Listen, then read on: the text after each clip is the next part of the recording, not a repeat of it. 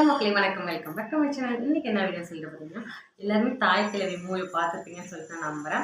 பார்க்காதவங்க போய் பாருங்க, சூப்பராக இருக்கும் மூவி. அதில் அந்த படத்தை நான் பார்த்து என்னோட கருத்தை தான் சொல்ல போகிறேன். நான் வந்து படத்தை பற்றி கருத்து சொல்ல, அந்த படத்தில் நான் புரிஞ்சுக்கிற கருத்தை சொல்ல போகிறேன். எனக்கும் எல்லா பெண்களுக்கும் ஆண்களுக்கும் தேவையான தத்துவம்லாம் அந்த படத்தில் ரொம்பவே இருக்குது.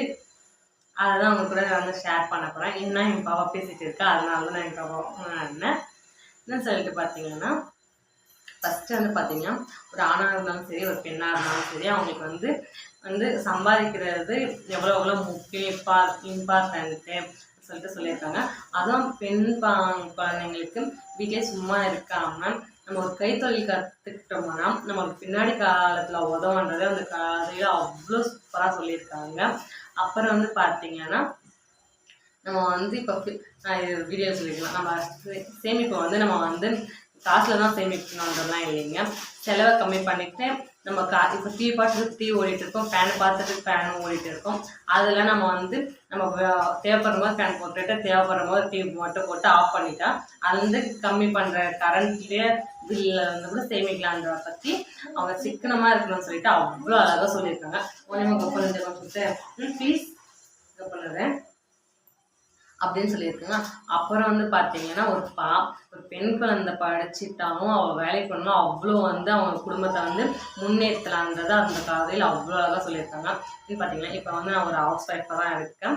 இன்னமும் பல பேர் வந்து ஹவுஸ் ஒய்ஃபாக இருப்பீங்கன்னு சொல்லிட்டு நான் நம்புகிறேன்.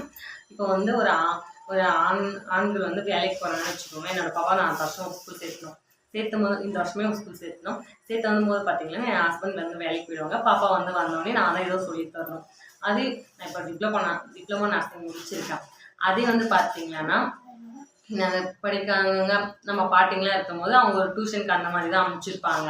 அனுப்பும்போது இன்னொருத்தவங்க வீட்டுக்கு தான் அனுப்ப முடியும், இன்னொரு இடத்துக்கு தான் அனுப்ப முடியும். அதே நம்ம படிச்சிருந்தோம்னா நம்ம வீட்டில் இருந்தே நம்ம குழந்தைங்களுக்கு சொல்லி கொடுக்கலாம். அது எவ்வளோ பெரிய அது ஒரு பொறுப்பு தானே. அது சிறந்ததுலே கல்வி செல்வம் தான் சிறப்புன்னு சொல்லிட்டு சொல்கிறாங்க. கல்வியிலே சிறந்தது, செல்வத்திலையும் சிறந்தது கல்வி செல்வம் தானே. அது மாதிரி படிச்சுட்டாலும் நம்ம வேலைக்கு போயிட்டு நம்ம ஒரு வேலை செஞ்சு காசு சம்பாதிக்கும் போது அந்த காசுக்கான மதிப்பு, சிக்கனம் அதெல்லாம் ரொம்ப ரொம்ப முக்கியம் சொல்லிட்டு அந்த படத்தில் அவ்வளோ அழகாக சொல்லியிருக்காங்க. அப்புறம் வந்து பார்த்தீங்கன்னா, தேர்ட் ஒன் பார்த்தீங்கன்னா, இப்போ வந்து லட்சுமி சாமியும் சரஸ்வதி சாமியும் பொண்ணு தான். ஆனால் சாமி கும்பிடுன்னு சொல்கிறது ஆணாக இருந்தாலும் சரி, பெண்ணாக இருந்தாலும் சரி. ஆனால் பெண் சாமி எதுக்கு காசுக்கும் கல்விக்கும் சொல்லியிருக்காங்கன்னா, ஒரு பெண்ணால் தான் வாழ்க்கையில் முன்னேற்றத்தை ஜாஸ்தி செய்ய முடியும். நம்ம நினச்ச எதனா செய்யலாம்னு சொல்லிட்டு அந்த படத்தில் அவ்வளோ பெரிய கான்செப்டாக வச்சுருக்காங்க. அதை வந்து எனக்கு அவ்வளோ சூப்பராக எனக்கு தோணுச்சு. அப்புறம் வந்து பார்த்திங்கன்னா, தண்ணியிலே தன்னைச்சும் இன்னைக்கு எப்படின்னா, இப்போ அந்த படத்தில் இருக்காங்க வந்து நாம் ஒருத்தரை பார்த்துட்டா அம்மா அப்பாவை பார்த்துக்கிட்டா நம்ம குழந்தைங்களை நம்ம பார்த்துக்குவாங்கன்னு சொல்லிட்டு அந்த படத்தில் அவ்வளோ அழகாக அதுலேயும் சொல்லியிருந்தாங்க. அந்த படம் அதனால ரொம்ப ரொம்ப ரொம்ப பிடிச்சிச்சு. எல்லாமே சூப்பராக இருந்துச்சு படத்தில். இது மாதிரி இந்த மாதிரி ரிவ்யூலாம் கொடுக்குறேன்னு கேட்டிங்கன்னா, அந்த படமாக எனக்கு ரொம்ப பிடிச்சிச்சு. அதில் கருத்து சொல்லியிருக்காங்களே, நம்ம வந்து சிக்கனமாக சேமிப்பாக இருந்துட்டு நம்ம 4 காசு சம்பாதிக்கணுன்றது சொல்லியிருக்காங்க. பெண்கள் வீட்டிலே இருக்காமல் வந்து ஒரு கைத்தொழில் கற்றுக்கிட்டோம்னா பின்னாடி காலத்துக்கு உதவும், அது எப்படிலாம் நமக்கு உதவும்னு சொல்லிட்டு அது சொல்லியிருக்காங்க.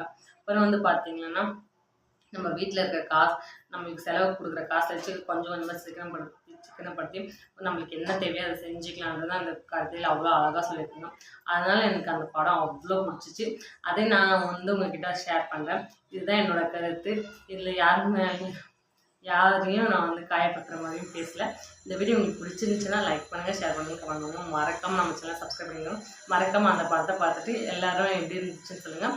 பார்த்தவங்க உங்களுக்கு பிடிச்சிச்சான்னு சொல்லுங்கள். பாய் பாய்.